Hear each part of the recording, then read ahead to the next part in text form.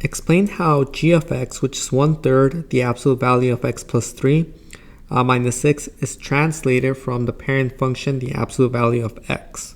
Now, in order to describe these transformations, I'm going to make use of what each specific shift does. First, I'm going to tell you what happens with the horizontal shift.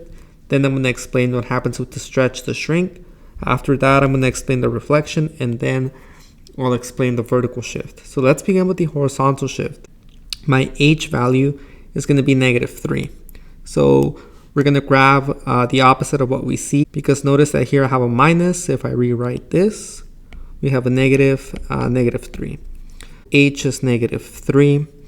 So we're going to move to the left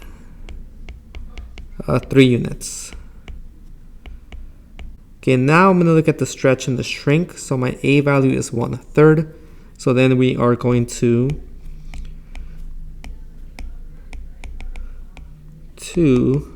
shrink function by a scale factor of 1/3.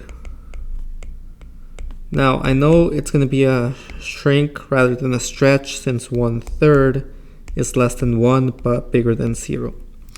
If my scale factor was bigger than 1, then it would have been a stretch.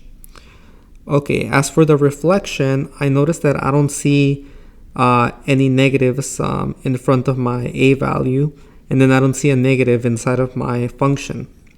So here there is no reflection, so in a we don't have to specify that. As for the vertical shift, here it looks like we're going to be going down 6 units. And that is my explanation. This graph is translated by moving 3 units to the left, shrinking the function by a scale factor of 1/3, and then moving 6 units vertically downwards.